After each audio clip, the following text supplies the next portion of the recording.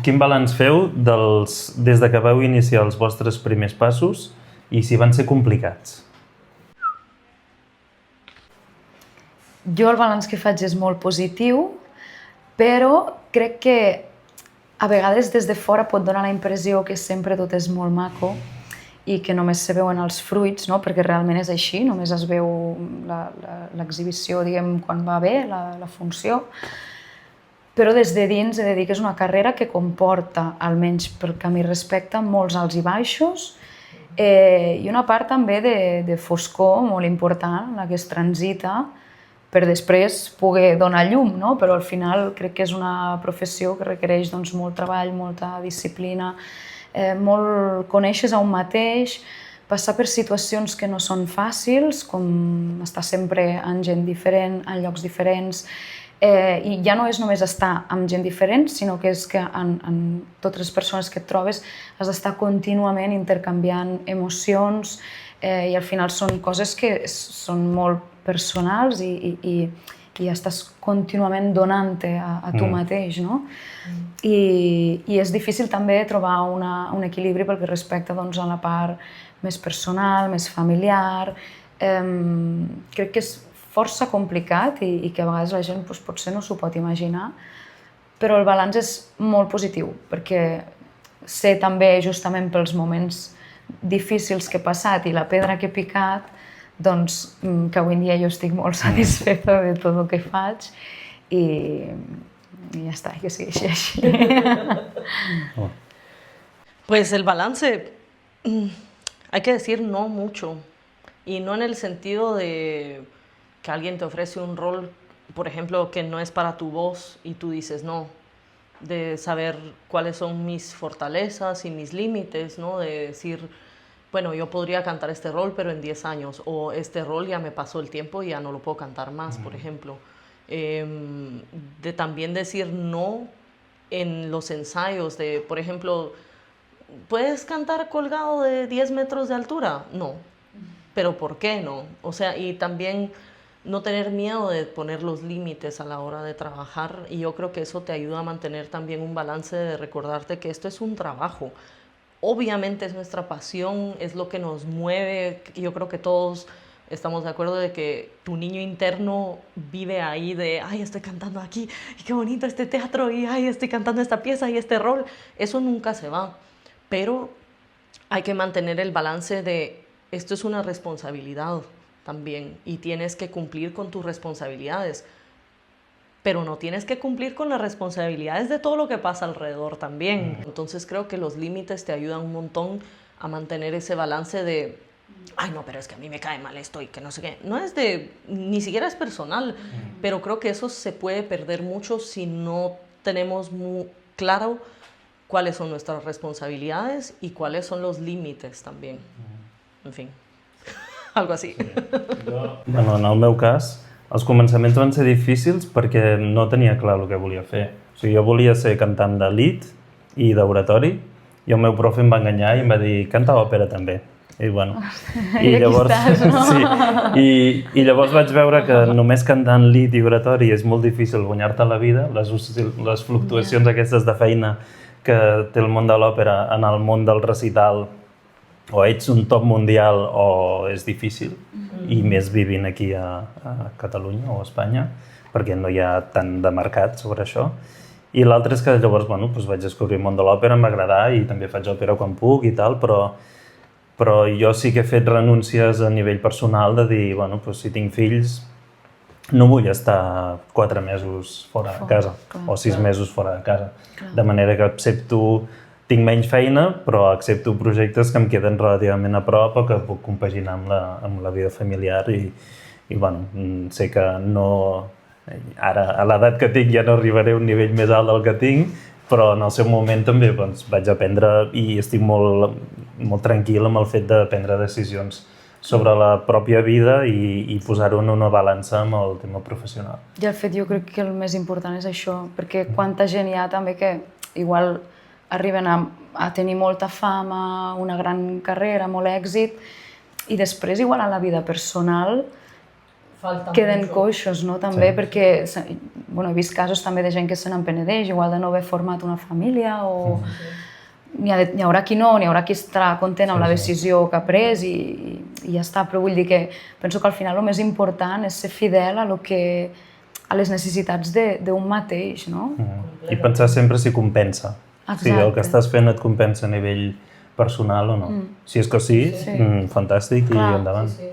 Y hacer tiempo, creo yo, para todo, ¿no? Porque aunque es muy difícil decirte, ok, ahora tengo que hacer esto, que es mi trabajo, pero también después de esto me tomo un mes porque necesito también estar con mi familia, por ejemplo. Entonces, tratar de visualizar a largo plazo cómo puede verse tu calendario, por ejemplo, en tu carrera, de decir, bueno, tengo 4 producciones que son una tras la otra, me voy a morir. Entonces, tratar de planificar las pausas, y no solo es la pausa como para descansar, pero es también a veces para ver a tu gente, que quieres ver a tus amigos, a tu familia, preparar la próxima cosa, ir al doctor o cosas así, que es súper importante, pero hay que tener una visión global. Quiero decir, digo, a veces también en el momento que lo decides, quizás tienes 4 producciones seguidas y en el momento que decides hacerlo, te ves capacitado y dices, sí, tengo ganas de hacerlo, pero después pasa el tiempo y como se programa a largo plazo, quizás cuando llega el momento dices, pues que ahora mi cuerpo me pide otra cosa, mi cuerpo, mi mente, mi voz, lo que sea, porque al final pues somos humanos, vamos evolucionando y cada momento además trabajamos pues con nuestras emociones y quizás estás en un momento distinto de cuando tomaste esta decisión, ¿no? Exacto. I avui en dia creieu que és imprescindible tenir una marca personal a xarxes socials per fer una carrera exitosa? Yo creo que tienes que ser tú, porque no puede ser nadie más, ¿sabes? Y es como la voz, es algo único, creo yo. Y si tratas de ser alguien más en las redes, la gente lo ve también. O sea, la gente no es tonta, y lo visceral, lo genuino, siempre atraviesa más que lo superficial. Y a cierto punto, obviamente nosotros tenemos que tener un margen para también como protegernos, ¿no? De una imagen pública, saber qué cosas personales nos mantenemos para nosotros y qué cosas decidimos compartir, pero al final eres tú y es tu voz, y tú eres único, tú eres única, yo soy única, y cada persona tiene algo diferente que contar de sus vivencias, y creo que si puedes llevar una honestidad en las redes sociales y también compartir pues tus éxitos, tus tristezas también si tú quieres, pues súper, porque es que la gente quiera estar en contacto contigo, y es tener ese contacto con el artista, que qué bonito que tenemos las redes para poder seguir quién está dónde. Ah, mira, Sara está cantando acá, entonces me voy a tomar un café con ella porque la conozco, algo así, o voy a ir a ver la función porque tú también estás cantando acá, y es una herramienta muy buena, pero creo que se tiene que usar con mucha honestidad. Yo, bueno, en mi caso detesto el postureo, o sea, lo que tú dices de intentar ser uno mismo y expresarse como uno es. Y esto es una de las cosas que menos me gusta del mundo de la ópera, que hay bastante postureo, pero sí que considero que es imprescindible que la gente sepa que estás trabajando y que tienes mucho trabajo, y hay que darlo a conocer porque el trabajo lleva a trabajo, a más trabajo, ¿no? O sea, cuando ven que estás haciendo de un papel cómico y luego otro dramático y no sé qué, pues igual piensan, pues y podría encajar en mi producción, en mi no sé qué, ¿no? O sea, que no estés parado y que vayas publicando lo que hagas, yo creo que sí es imprescindible. Sí, sí, sí, completamente. Cambiamos de cosa radicalmente. ¿Qué producción o quina producció us ha canviat la vida? Mentre pensáis, jo digo la mia. Vinga.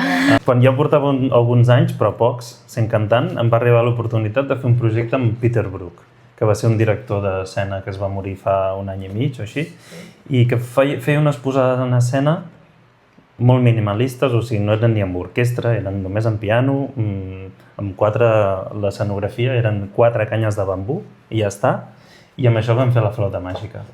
I aquella producció a mi m'ha canviat la vida, perquè amb tan poc poder fer tant em va obrir un món de realment creure en que la intensitat de les emocions i la intensitat del que estàs dient pot omplir un teatre d'emoció també.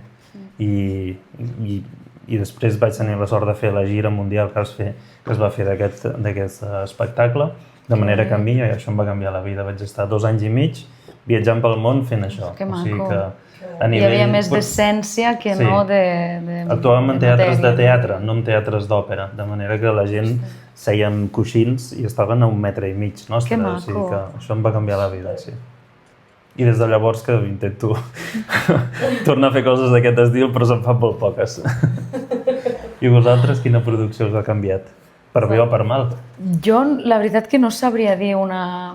Me costa moltes vegades dir una cosa concreta, no? Perquè al final jo crec que a mi són com la suma de moltes coses que al final de les que em vaig nutrint i llavors sí, he treballat, diguem, com amb bastants directors d'escena que m'han aportat molts recursos molt bons, amb directors musicals també, amb correpetidors, inclús amb cantants, o sigui, diria que és una mica del tot. El fet d'anar treballant amb tanta gent, sobretot amb bons artistes i bons professionals, és el que realment me fa canviar, no? Quan se treballa amb molta profunditat les coses, és el que realment, bueno, segurament com això, no? Que crea un impacte a nivell intern i són les coses que et van desencadenant i et van conduint cap a un altre lloc més intern i més maco.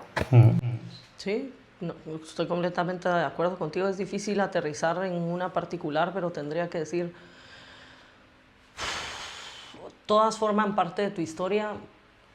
En mi caso, las que me han hecho sufrir más por, digamos, falta de humanidad del equipo, que también puede pasar, que gracias a Dios no es la regla ahora, es la excepción de que los equipos de cantantes, de líderes artísticos de los proyectos son muy buena onda, hay que decirlo. Esa es más la regla ahora en día. Pero igual las malas te enseñan de que tienes que ser resiliente, que siempre va a haber alguien que está infeliz y vos tenés que existir como artista a pesar de eso. Que vos tenés que cantar lo mejor que podás en ese momento siempre, a pesar de cualquier cosa contraria que esté contra ti, o que simplemente esté, porque a veces ni siquiera es que están contra ti, es que hay algo que les molesta y pues se explotan y hace que la cosa no fluya. Entonces, tratar de existir dentro de un contexto que te es adverso te va a enseñar mucho, pero va a depender siempre mucho de quién está rodeada, cuál es la circunstancia, pero tener resiliencia, ¿cómo se dice? Resiliencia, sí, de aprender de esas circunstancias y saber que, wow, al final sales de esa producción y dices, soy más fuerte, de hecho soy más fuerte de lo que pensaba y puedo lidiar con mucho, y eso es un gran aprendizaje y te da mucha confianza y también te da mucha paz de decir, he sido profesional. O sea que no toda, o sea, para que te cambie para bien o para mal, todo es un aprendizaje.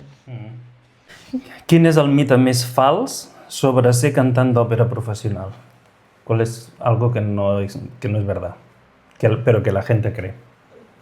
Jo crec que el glamour continu. No vivim en una vida de glamour. I jo sempre dic als que volen ser cantants que han d'aguantar una nit, una nit d'hotel a Salchichaburgo de Arriba, en plena nevada, i arribar de nit a l'hotel. Si aguanten això, poden ser cantants. Sí. Sí? Sí, jo estic d'acord també, perquè sempre es té la idea... Clar, el glamour és el que es veu en els actes públics, no? Perquè ara mateix doncs, vas a fer una presentació, alguna cosa, t'arregles, no? Però realment al dia a dia, jo a vegades és frustrant perquè dius, me vaig a comprar alguna cosa per... tinc ganes de vestir-me mona i tal, però realment és inútil, perquè no serveix. Completamente de acuerdo. No serveix pels assajos, no t'ho pots posar, no pots anar mona a assajar. Has d'anar còmode i al final què vas? Doncs vas a comprar tu xandall i vas cada dia en xandall, t'embrutes, surts suat i veus malament cada dia, perquè, bueno, intentes dins de la comoditat veure't el millor possible, no? Però realment, sí, esperes el dia de la roda de premsa per arreglar-te una mica de Más o menos algo Era así. hora, ¿no? Son momentos muy puntuales, de hecho, sí. No, y también creo yo que dentro de lo mismo del glamour y lo que tú dices, o sea, la mayoría de roles que yo canto estoy en el suelo limpiando el escenario, pues, o sea, yo no quiero ir con un pantalón bonito a sentarme ahí como... Salas de ensayo, no ensayamos, eso la gente tiene que saberlo también, no ensayamos todo el periodo en el teatro, en el escenario. Ensayamos en salas, que no es que estén sucias, No, pero me pero quiero decir que las pero limpian, ¿no? pasa todo el Pero que zapato. claro, estamos ahí todos andando, bueno, que pero al es final algo muy- se ensucia y tú vas por el suelo todo el rato. Y también el pantalón nuevo que me compro, pues no lo voy a usar ahí blanquito, no lo voy a usar para tirarme por el suelo y limpiarlo todo, ¿no? Completamente. I quina cosa feu ara diferent de quan veu començar a cantar? Començo jo, que he llegit la pregunta i ja hi he pensat. Vinga, va. Ara puc cantar sense haver dormit a la nit. Bravo. Suposo que el fet de tenir família i passar 5 anys o 6 anys de la teva vida sense dormir una nit sencera fa que abans pensaves que estaves molt cansat, però ara veus el que és estar cansat. I, bueno, que qui no dorm per problemes X sap que hi ha aquest problema, però que es pot cantar, o sigui, aprendre a cantar en situacions no òptimes és una de les coses que amb el temps s'aprèn, pot ser? Sí, estic d'acord també, perquè a vegades sempre hi ha aquest mite de dormir molt i la veritat que com més puguis descansar, doncs millor, no? Però sí que és veritat que, i justament últimament també, moltes vegades, doncs, perquè arribes tard a casa i te'n vas a dormir tard i després igual per inèrcia te despertes aviat i acabes com dormint poc i veus que el cos respon i la veu respon, vull dir que tampoc no és un condicionant, no? Però tens alguna cosa que facis en el dia a dia diferent? Perquè la pregunta me la pots... Sí, a l'inici de la carrera, si fas coses ara diferents que quan vas començar a cantar. Sí, abans, per exemple, igual controlava més tot, o de dir he de fer això, o m'he de prendre això, perquè he de cantar, i és molt important, i he d'estar bé, i ningú em pot molestar, i ara és com... Jo vull estar amb les persones que m'estimo, evidentment, quan necessites tranquil·litat, no? Però una mica com de fer la vida normal, fàcil, i si menges algo que diuen que no anirà tan bé per cantar, bueno, doncs mira, jo ja me cuido i menjo bé i tal, però incorporar-ho tot dins d'una normalitat, fer fàcil, viure. Sí, vivir. Yo, de hecho, siempre he sido así de vamos a vivir y bueno, lo que he cambiado, de hecho, es que me he puesto vieja y o sea, de verdad, ya llevo, ¿qué? Unos 13 años de carrera y veo la diferencia en la energía. También los roles han cambiado, la responsabilidad es mayor, el impacto dramático es mayor en todo sentido, entonces he notado que necesito descansar más, que no puedo... Bueno, igual comer necesitamos todos, entonces vamos a comer con los amigos, pero igual si estoy muerta del cansancio, pues ya me quedo en mi casa y ya está. Pero vivir, porque al final de cuentas es un trabajo, pero no es tu vida. Algun consell que us han donat i que no us ha servit de res? Canta más ligero. Más ligero, más texto. Y yo, sí. Y cuando hago lo contrario, eso. Y yo, muy bien. En general. Jo no recordo cap frase que m'hagin dit que no m'hagi servit de res, però en general jo havia cantat en diverses corals, alguns cors professionals abans de ser cantant, solista, i quan els directors, quan anaves cap a l'agut, es posaven de puntetes i saltaven i et feien així i tirar el coll cap amunt, doncs ara sé que no es fa així. No, és cap avall, no? Has d'anar el més avall que pots i no el més amunt que pots. Sí, total. Cuando pensáis en el momento en que participasteis en el concurso Tenor Viñas, ¿qué es lo primero que os viene a la mente?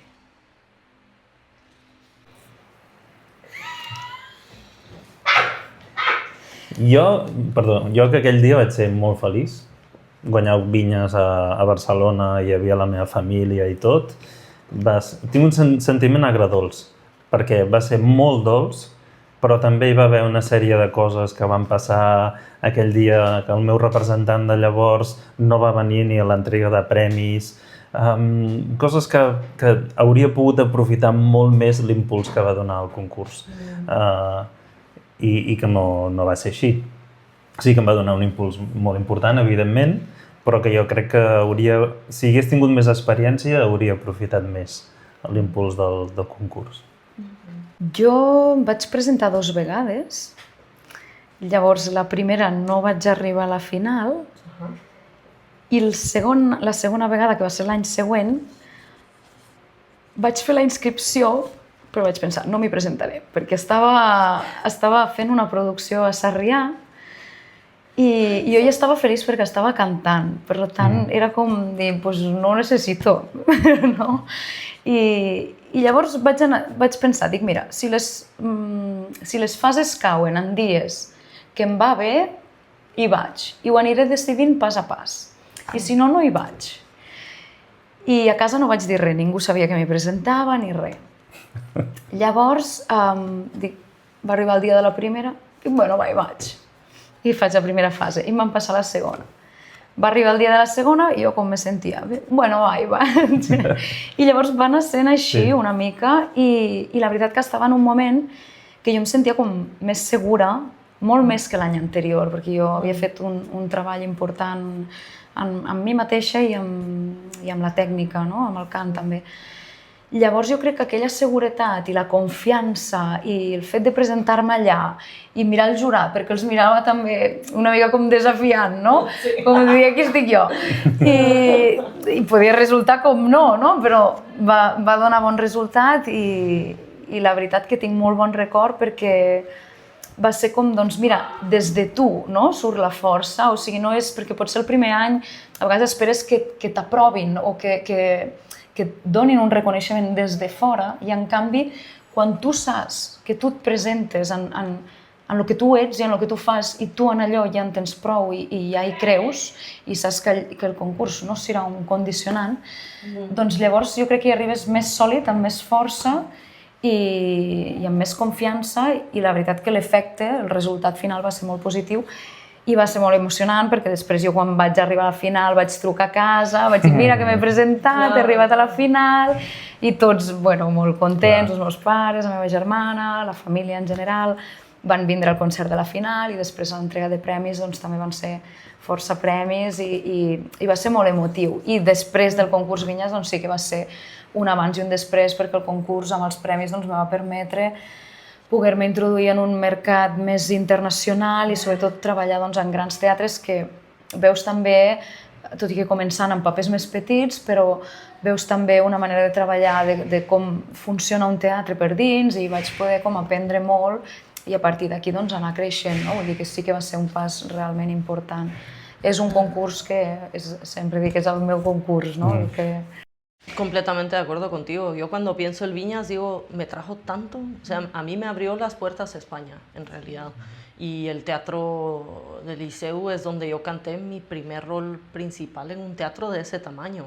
Entonces, y todo nació, o sea, dentro del Viñas, una audición que había hecho para Cristina Scheppelmann, pero cuando pienso del Viñas es un concurso que yo dije, wow, tanta gente, bueno, a ver qué va, como decís tú, bueno, pasamos la primera, oh, wow, súper. Y yo me iba a escuchar a todos los días y yo decía, ala, wow, este canta así, pero qué bien canta. Y este hace eso, a ver, y este hace eso, y ese hace esto, y este hace eso. Y, bueno, y analizaba todo y era para mí como un mundo enorme que se abría de gente de mi generación, porque yo estaba en el Opera Studio en París, pero es una burbuja eso. Entonces venir acá fue como, existe toda esta gente de mi edad y de muchos sitios y que está haciendo todo esto, entonces me abrió de verdad un mundo, una perspectiva, me formó mucho criterio de escuchar a los demás también y agradecimiento de lo que eso trajo después en la vida.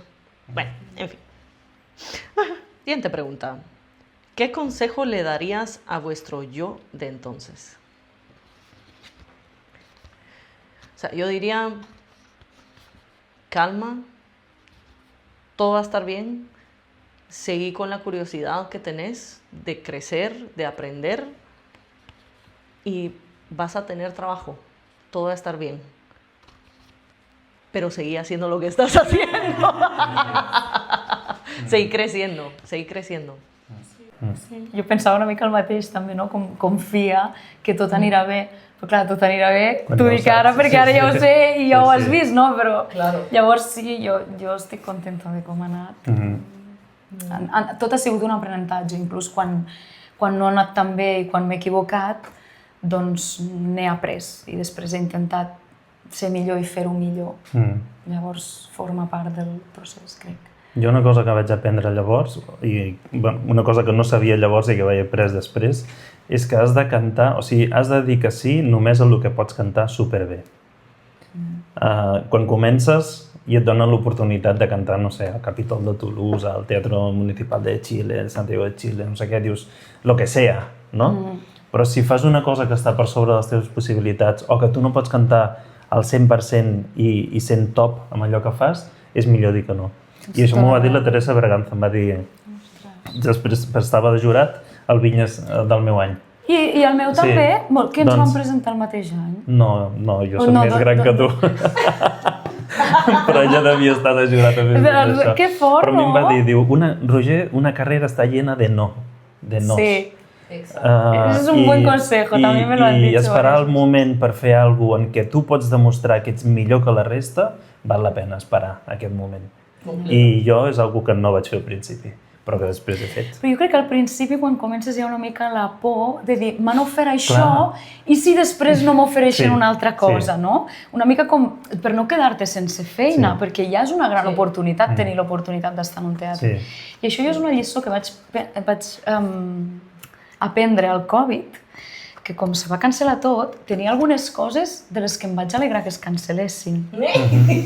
I llavors vaig reflexionar perquè vaig dir, llavors per què has acceptat una cosa que després quan la fas estàs a gust i la defenses i ho fas bé, no? Però per què has agafat una cosa que d'entrada no et ve tant de gust o no hi creus per la por de que potser aquell any del futur i en aquella època igual no tindràs una altra cosa? Doncs confiar també en que tot arriba, no? Si un treballa bé i es projecta bé, també tot arriba. I si tens un mes buit o dos, no passa res, també no tindre el terror, perquè ara després fa terror també quan ho tens tot tan seguit i no veus un forat per descansar, no? Llavors també saber disfrutar de quan hi ha una època més baixa, confiant de que tornaran a haver altres projectes, no? Sense dir, ara no tinc res i ja anirà tot malament i ja no tindré més feina, no? Sinó saber gestionar, que no és fàcil, els moments de menys feina. No, y también tener como el pensar, bueno, este mes no tengo un trabajo así, no estoy en contrato, ¿no? Pero no significa que no estoy trabajando. Y eso, me acuerdo que cuando yo empezaba mi carrera pensaba, bueno, pero es que yo quiero hacer esto, pero al final del día no me daba el tiempo tampoco, porque en ese mes libre estaba aprendiéndome otro rol, estaba yendo a ver a mi maestra, que no vive ni siquiera en la misma ciudad que yo, o sea que todo eso también te consume un montón de tiempo. Entonces tener la paciencia de decir, bueno, estoy trabajando y sé que estoy trabajando para un futuro, pero el tiempo pasa súper rápido, y si tienes tiempo para descansar, para prepararte, para recuperarte, siempre es una bendición escondida. Y todo va a estar bien, porque hay que planear a largo plazo, no hay que pensar qué hago el mes entrante, sino de aquí a 5 años que estoy haciendo.